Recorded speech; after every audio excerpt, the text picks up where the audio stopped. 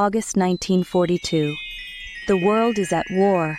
Across the vast expanse of the Pacific Ocean, the United States and Japan are locked in a deadly struggle for control. Amidst this chaos, one campaign stands out as a decisive turning point: the Battle of Guadalcanal. Guadalcanal, a remote island in the Solomon chain. For most of history, it was just another dot on the map. But in the summer of 1942, it became the focal point of a ferocious battle that would shape the outcome of the Pacific War.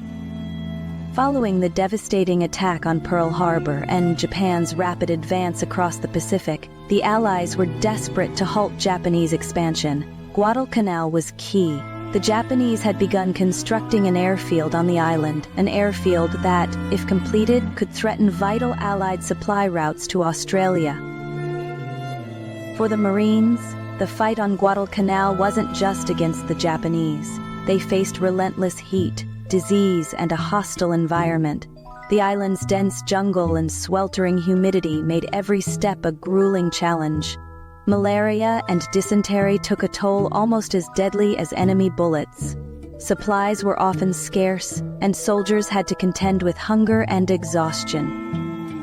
The Japanese, however, were determined to retake the island. Night after night, they launched fierce counterattacks. One of the most infamous assaults came during the Battle of Henderson Field in October 1942, where the U.S. defenders barely held off a massive Japanese offensive.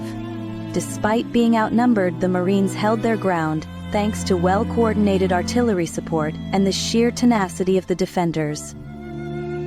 It was here, amidst the chaos, that ordinary soldiers performed extraordinary acts of bravery. Guadalcanal wasn't just a clash of armies, it was a test of endurance, strategy, and sheer willpower.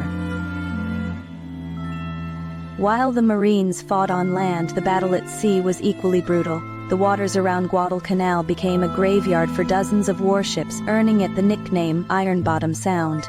The naval battles, such as the Battle of Savo Island and the Naval Battle of Guadalcanal, saw heavy losses on both sides. Despite these setbacks, the U.S. Navy's ability to keep supplying the Marines proved crucial. Control of the sea lanes allowed reinforcements and supplies to reach the beleaguered troops on the island. American commanders knew that control of Guadalcanal meant more than just one island. It was a stepping stone, a chance to seize the initiative and begin pushing Japan back across the Pacific. The Japanese High Command also recognized its strategic value and continued to pour reinforcements into the battle, prolonging the bloody struggle. By February 1943, after 6 grueling months of combat, the Japanese withdrew. Guadalcanal was secure. It marked Japan's first major land defeat of the war and signaled a shift in momentum. The Japanese had lost over 2,500 men in the campaign, while the Americans suffered around 7,000 casualties.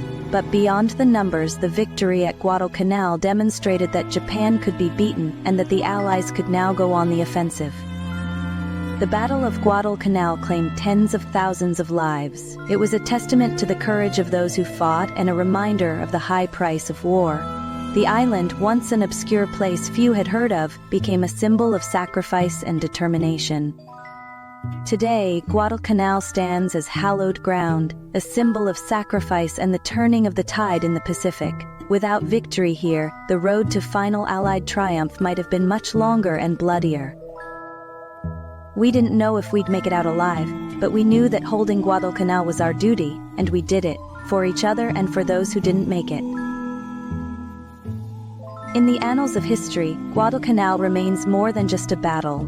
It was the moment when the tide began to turn, when hope was rekindled, and when the march to victory truly began.